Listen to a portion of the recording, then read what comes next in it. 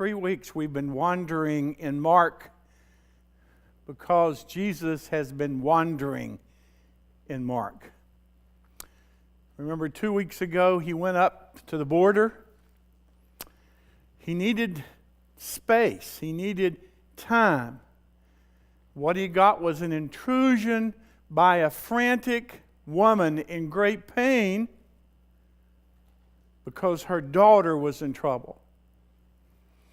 And she not only intruded, but she pushed herself into the situation, and eventually she got what she came for, healing for her daughter.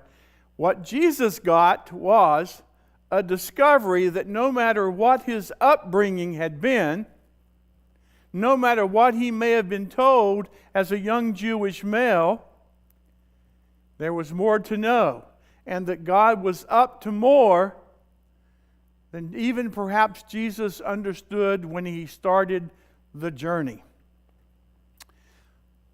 Last week, Jesus is again wandering, this time in safer territory. It's an identity question. Who are people saying that I am? Well, you're this and that and other. Remember, Peter gave the answer, well, you're the Messiah, and Jesus shushed him. But here's the thing, and I didn't touch this last week because I'm going to touch it this morning briefly.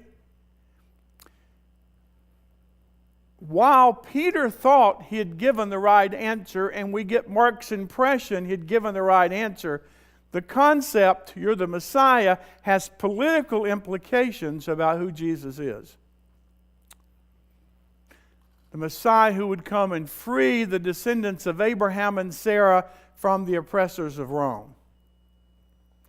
And yet in the same text, Jesus is using a term, Son of Man, which is kind of an apocalyptic term, a term of judgment with some fear connected to it.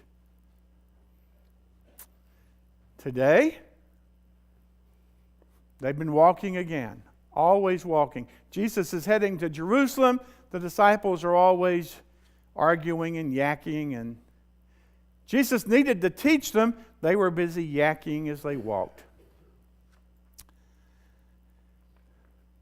Suddenly, Jesus stops and picks up a child. Why a child? He could have taken a coin. You know, Jesus took a coin and taught. Maybe he could have told a parable. Jesus almost always taught in parables. Jesus could have said, well, what about the birds of the air or the lilies of the field? He picked up a child.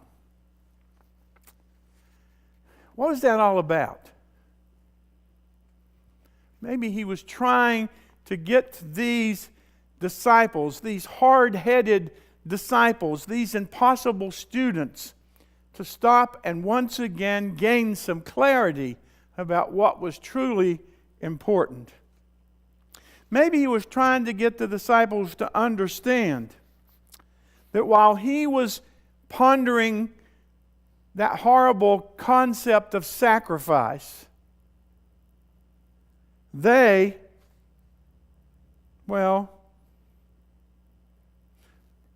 weren't interested in Jesus' concept of sacrifice. They were jockeying for position. Jesus is calling them to consider the path being a path of suffering. Now, they're not interested in that. They're debating who's going to get the best reserved parking spaces when Jesus makes it and gets elected. Jesus calls them, as he did last week, to the cross, and they debate like a bunch of children in the sandbox, who's better than whom? And each of them apparently felt that he was better than someone else. So why a child? Well, there's been a lot of pondering about that. You know, people ponder great ideas. They ponder them in seminaries. Sometimes they actually ponder them in church. Sometimes people ponder the great question in the tavern. Has good historical significance there, by the way. Why the child? Well, some have said perhaps Jesus was using the child, as a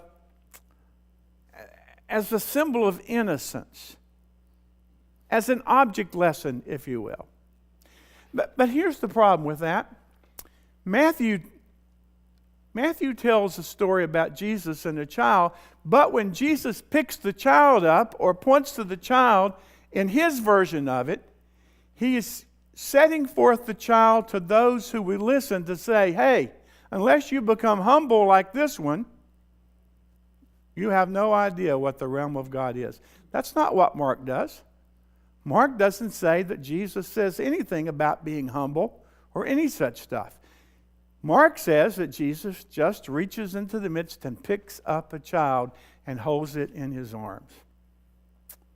So that's one of the problems. Yes, it may have been an act of an object lesson, but it doesn't have any real lesson to it. Maybe Jesus was trying to teach kindness to those who were innocent and the most vulnerable. There's a document in the 3rd century called the Didascalia. And there's a discussion in that document about what would happen if the brethren were gathered. We would have hoped 300 years that they would have moved past it just being about the brethren gathered, right? I mean, we know that now because we know now that all churches everywhere are completely inclusive when it comes to women. But in 300 years, they hadn't quite gotten as enlightened as we are, right? That whenever the brethren are gathered round the table and someone who's destitute shows up, what are you supposed to do? The conclusion of the document, the teaching is that the bishop should get up to give his seat to the one who is destitute, who showed up unexpectedly, and if necessary, the bishop then should sit on the floor if there's anything left to eat. You see, even 300 years after Jesus, the word was still alive that it wasn't about power, but rather it was about servanthood. The message of Jesus was still alive that it wasn't about class or social ranking and those who really were disciples of Jesus trying to follow the way, that it was about being willing to be not the highest, but even the lowest at the table. Yeah, I think there's some truth to that. Maybe there's some of that in the story. I get that. But I think there's another piece of this. This is hard for us to get contextually. Because today, how many scenes have we experienced or we've heard about or a scene shown on television where this child is born and, everybody's excited and you never see the baby, all yucky when it comes out. They've got a clean baby, and it's already got its little cap on. And it looks so adoring, even though a lot of babies are ugly. They're all so adoring. And people were gasping and oohing and ahhing. There's that great scene in the movie Parenthood where, the grandfather tears down the no smoking sign and passes cigars out to everybody. There's that celebration of the child, the importance of the child. Get this. For those who were listening in Jesus' day, who were hearing what Jesus was teaching, what he was showing, a child wasn't the Gerber baby. Not only did it not have Pampers or Huggies or anything else, but it wasn't very well loved. Babies were commodities at the very end. I mean, the very end of the social chain. Babies had an incredible infant mortality rate at that time.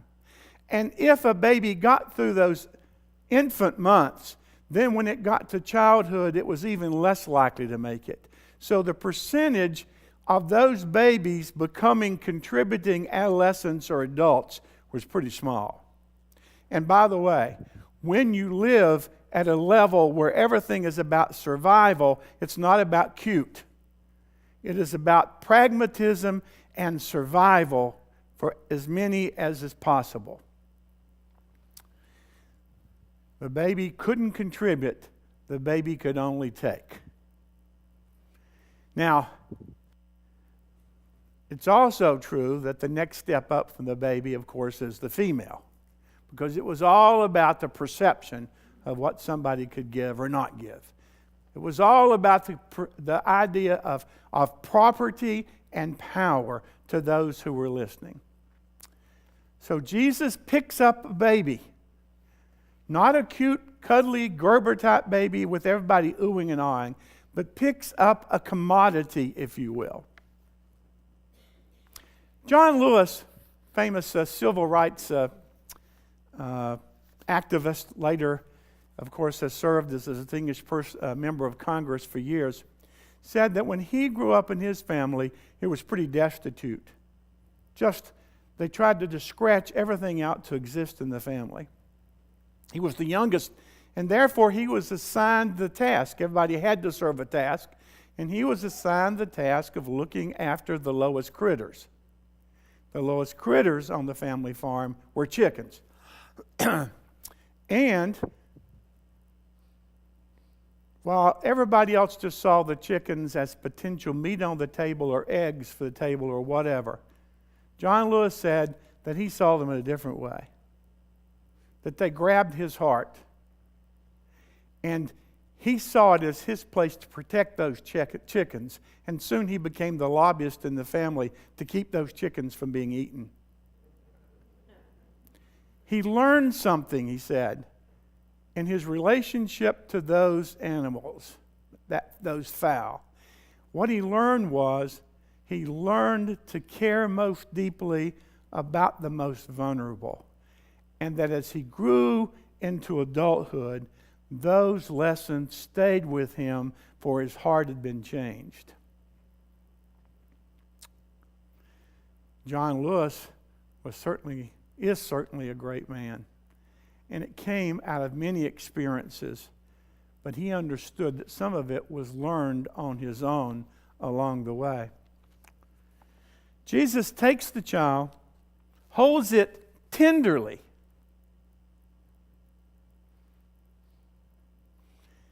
and that's not just about kindness, but it's about kindness directed to those who had never experienced it.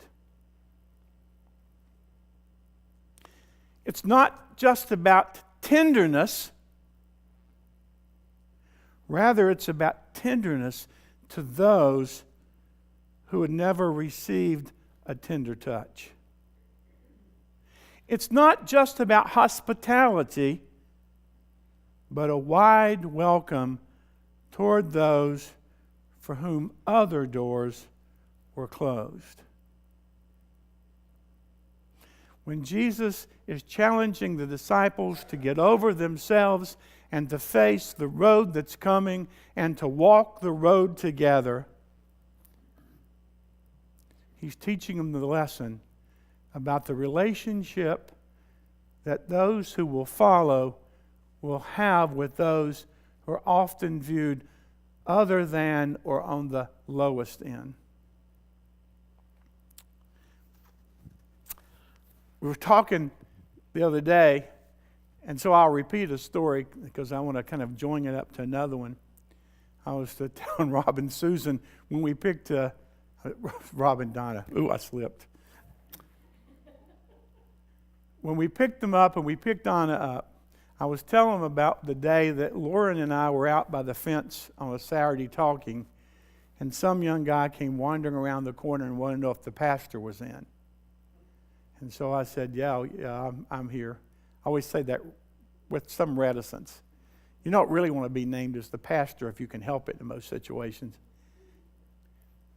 He said, well, I was told by this worker up at McDonald's, Anna, that I could get food if I came down here to this place.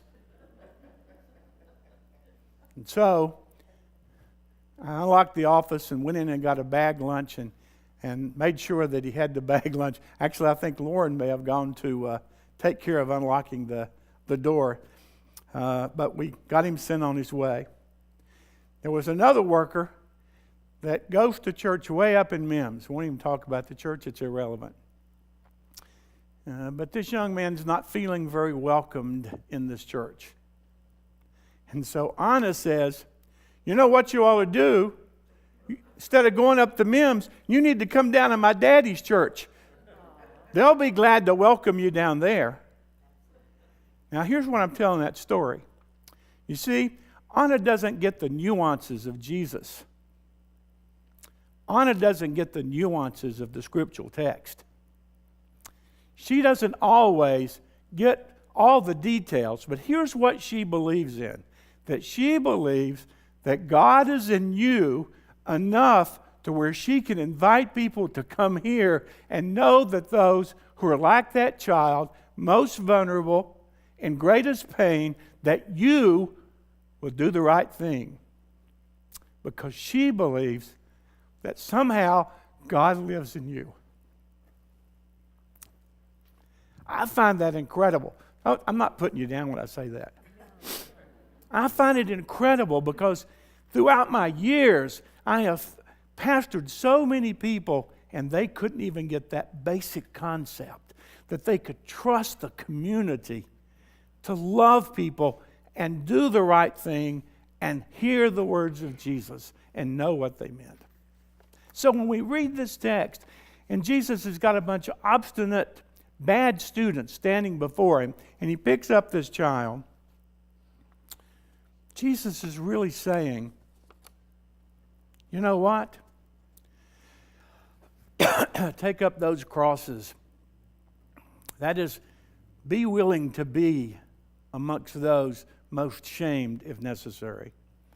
And come on and follow. And when you do,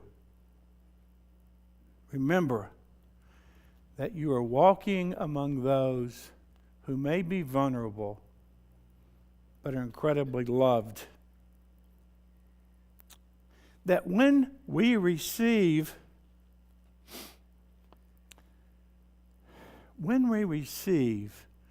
this understanding, Jesus says that we receive others in kindness, the outcast, the vulnerable.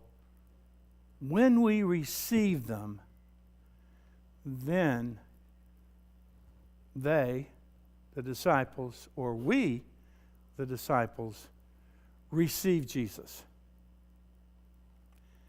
And when we do that, we receive the one who sent Jesus to us.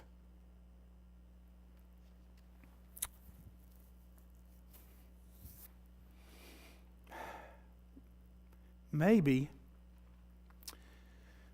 Anna knows more about us than we know about ourselves. That we'll do that, not because it's comfortable and not because it's easy, but because we'll do the right thing. We need some courage to do the right thing. And we need a lot of grace. And the good news is that the God who made us all is capable of giving us both. Amen.